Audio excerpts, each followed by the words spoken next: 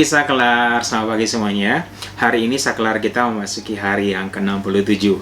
Dan di hari yang ke-67 ini, pembacaan Alkitab kita terambil dari kitab Yosua, pasal yang ke-14 sampai dengan pasal yang ke-18. Dan inilah dia Bible Summary untuk kitab Yosua, pasal 14 sampai dengan pasal yang ke-18.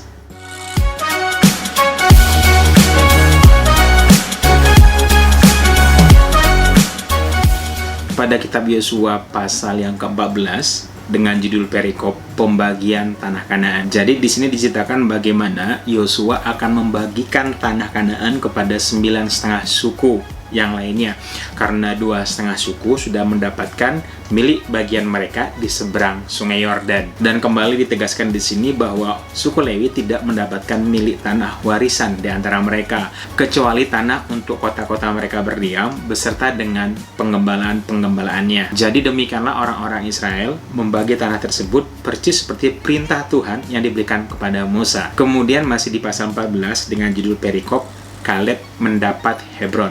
Jadi di sini diceritakan Kaleb mendatangi Yosua untuk meminta daerah Hebron untuk menjadi miliknya.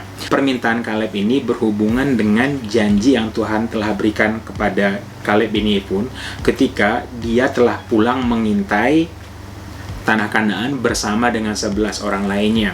Adapun daripada yang 12 secara keseluruhan yang tetap setia, yang optimis tentang tanah Kanaan ini cuma 2 orang, yaitu Yosua sendiri dan Kaleb bin Yefune. Pada kisah itu diceritakan bagaimana Kaleb bin Yefune meyakinkan orang-orang Israel bahwa orang Israel mampu mengalahkan orang-orang raksasa atau orang-orang enak yang ada di tanah Kanaan. Diceritakan bagaimana Kaleb mengenang bahwa Tuhan telah berjanji selama 45 tahun dan masa penantian itu dinanti Kaleb dengan setia kepada Tuhan.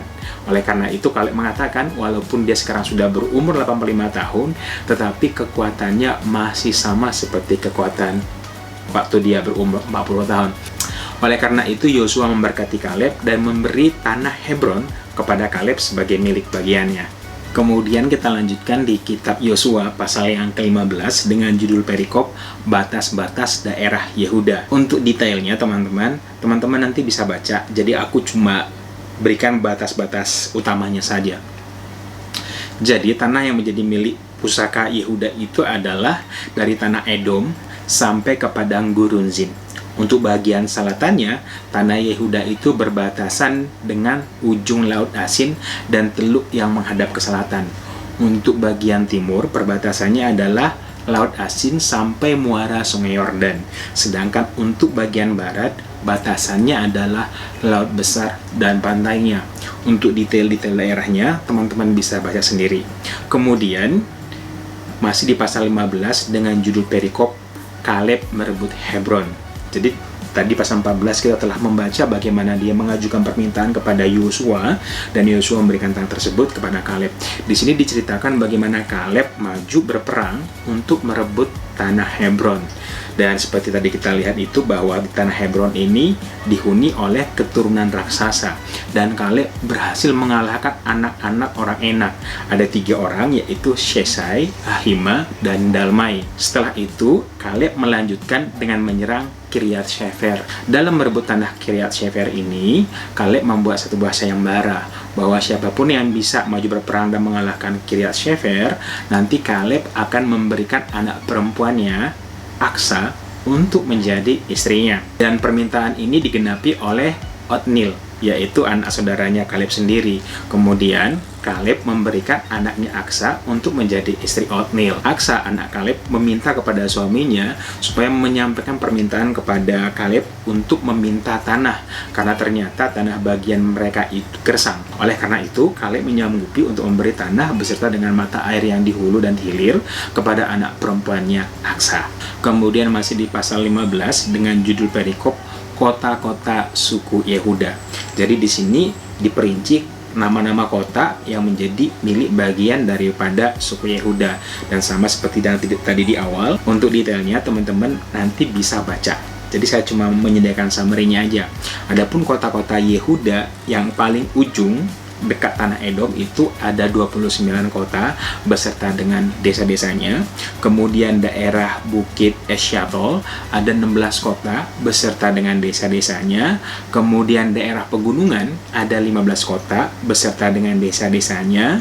Dan daerah Padang Gurun ada 6 kota beserta dengan desa-desanya.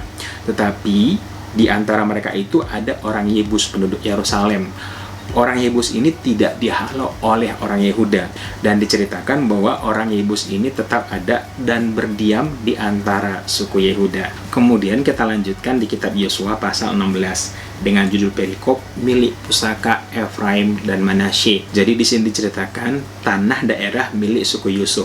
Jadi suku Yusuf itu ada dua, yaitu Manasye dan Efraim. Daerah mereka ini secara garis besar, daerah timurnya itu berdekatan dengan mata air yang di Yeriko, sedangkan bagian baratnya adalah daerah orang Yaflet. Dan secara spesifik untuk Bani Efraim, sebelah timurnya itu Anatot dan Adar, sebelah baratnya itu utaranya Mikmetat, dan di antara orang Efraim ini juga ada orang Kanaan yang tidak dihalau mereka, yaitu orang Geber. Tetapi orang Geber ini dijadikan sebagai budak rodi oleh orang Efraim.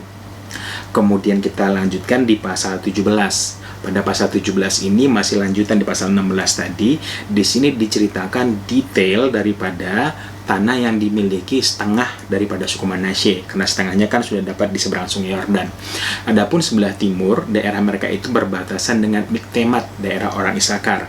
Kemudian selatannya berbatasan dengan daerah suku Efraim, sebelah utara berbatasan dengan daerah suku Asyur. Dan sama dengan Efraim, di Manasye juga ada suku yang tidak dihalau oleh mereka. Bahkan ada 3 suku, yaitu orang Dor, orang Endor, dan orang Taanak. Ketiga suku ini tidak dihalau oleh mereka, tetapi dijadikan budak rodi. Kemudian Efraim dan Manasye datang untuk menjumpai Yosua. Mereka komplain karena merasa mereka adalah bangsa yang cukup besar, tapi tanah yang diberikan cuma satu daerah saja di daerah pegunungan. Oleh karena itu mereka meminta daerah yang lebih kepada Yosua. Yosua memberikan saran kepada mereka untuk menambah tanah mereka dengan cara membuka hutan milik orang Feris dan orang Refaim. Tetapi Manasye dan Efraim ini punya excuse, punya alasan bahwa mereka tidak bisa menaklukkannya karena ternyata kota-kota yang ada itu memiliki kereta besi. Tapi Yosua meyakinkan mereka pasti bisa mengalahkan walaupun orang-orang tersebut punya kereta besi. So, itulah dia Bible Summary untuk kitab Yosua pasal 14 sampai dengan pasal yang ke-16. Untuk detailnya, teman-teman bisa baca sendiri ya. Dan sekarang saatnya kita masuk ke dalam renungan kita hari ini, ada di video berikutnya. Jadi langsung klik video berikutnya aja.